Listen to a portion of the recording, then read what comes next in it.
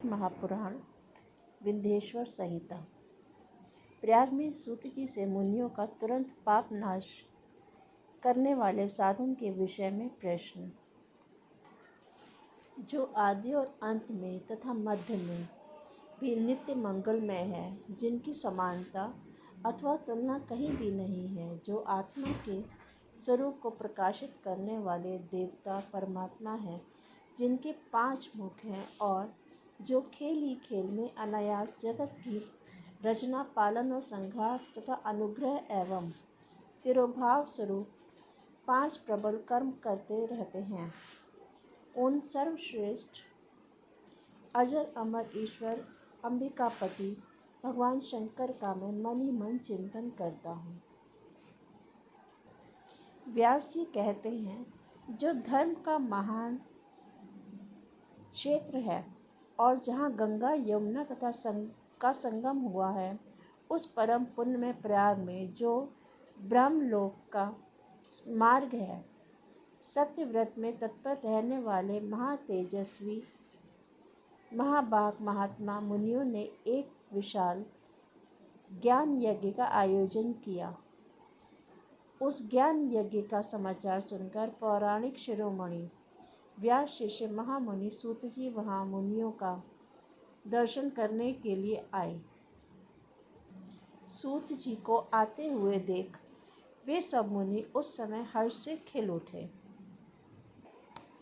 और अत्यंत प्रसन्न चित्त से उन्होंने उनका विधिवत स्वागत सत्कार किया।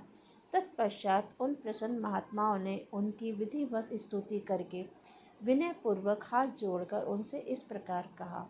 सर्वज्ञ विद्वान रोमहर्षण जी, आपका भाग्य बड़ा भारी है। इसी से आपने व्यास जी के मुख से अपनी प्रसन्नता के लिए ही संपूर्ण पुराण विद्या प्राप्त की। इसलिए आप आश्चर्य स्वरूप कथाओं का भंडार हैं। ठीक उसी तरह जैसे रत्नाकर समुद्र बड़े बड़े सारभूत रत्नों का आगार है।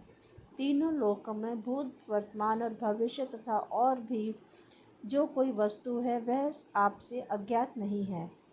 आप हमारे सौभाग्य से इस यज्ञ का दर्शन करने के लिए यहाँ पधार गए हैं और इसी ब्याज से हमारा कुछ कल्याण करने वाले हैं, क्योंकि आपका आगमन निरर्थक नहीं हो सकता। हमने पहले भी आपसे शुभाशुभ तत्व का पूरा वर्णन सुना है, किंतु उससे तृप्ति नहीं होती। हमें उसे सुनने की बारंबार इच्छा होती है। उत्तम बुद्धि वाले सूत जी, इस समय हमें एक ही बात सुननी है। यदि आपका अनुग्रह हो तो गोप्य होने पर भी आप उस विषय का वर्णन करें। घोर कलयुग आने पर मनुष्य पुण्य कर्म से दूर रहेंगे, दुराचार में फंस जाएंगे और सब के सब सत्य भाषण से मुंह फेर लेंगे, दूसरों की निंदा में तत्पर होंगे, पराये धन को हड़प लेने की इच्छा करेंगे, उनका मन पराई स्त्रियों में आसक्त होगा तथा वे दूसरे प्राणियों की हिंसा किया करेंगे, अपने शरीर को ही आत्मा समझेंगे, मूढ़ नास्तिक और पशु बुद्धि रखने वाले होंगे, माता पिता से द्वेष रखेंगे, ब्राह्मण लोभ रूपी ग्राहक के ग्रास बन जाएंगे, वेद बेचकर जीविका चलाएंगे, धन का उपार्जन करने के लिए ही विद्या का अभ्यास करेंगे और मत से मोहित रहेंगे, अपनी जाति के कर्म छोड़ देंगे, प्रायः दूसरों को ठगेंगे, तीनों काल के संध्योपासना से दूर रहेंगे और ब्रह्म ज्ञान से शून्य होंगे। समस्त क्षत्रिय भी स्वधर्म का त्याग करने वाले होंगे, कुसंगी, पापी और व्याभिचारी होंगे, उनमें शौर्य का अभाव होगा, वे कुत्सित चौर्य कर्म से जीविका चलाएंगे, शूद्रों का सा बर्ताव करेंगे और उनका चित्त काम का किंकर बना रहेगा, वैश्य संस्कार भ्रष्ट, स्वधर्म त्यागी, कुमारगी, धनोपार्जन परायण तथा नाप तौल में अपनी कुत्सित वृत्ति का परिचय देने वाले होंगे। इसी तरह शूद्र ब्राह्मणों के आचार में तत्पर होंगे। उनकी आकृति उज्ज्वल होगी, अर्थात वे अपना कर्म धर्म छोड़कर उज्ज्वल वेशभूषा से विभूषित हो व्यर्थ घूमेंगे। स्वभावतः ही अपने धर्म का त्याग करने वाले होंगे। उनके विचार धर्म के प्रतिकूल होंगे। वे कुटिल और द्विजनिंदक होंगे। धनी हुए तो कुकर्म में लग जाएंगे। विद्वान हुए तो वाद विवाद करने वाले होंगे।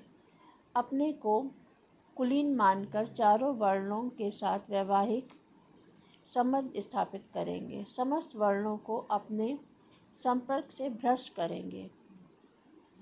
वे लोग अपनी अधिकार सीमा से बाहर जाकर द्विजोचित सत्कर्मों का अनुष्ठान करने वाले होंगे। कलयुग की स्त्रियां प्रायः सदाचार से भ्रष्ट और पति का अपमान करने वाली होंगी।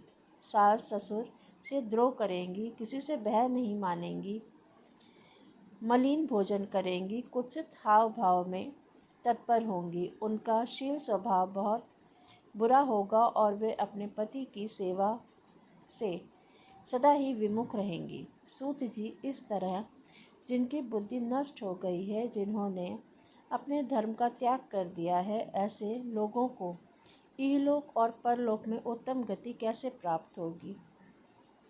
इसी चिंता से हमारा मन सदा व्याकुल रहता है। परोपकार के समान दूसरा कोई धर्म नहीं है। अतः जिस छोटे से उपाय से इन सब के पापों का तत्काल नाश हो जाए, उसे इस समय कृपा पूर्वक बतलाइए, क्योंकि आप समस्त विद्वानों के ज्ञाता हैं। व्यास जी कहते हैं, उन भावातीतात्मा मुनियों की यह बात सुनकर सूत जी मन ही मन भगवान शंकर का स्मरण करके उनसे इस प्रकार बोले। अध्याय 1 समाप्त।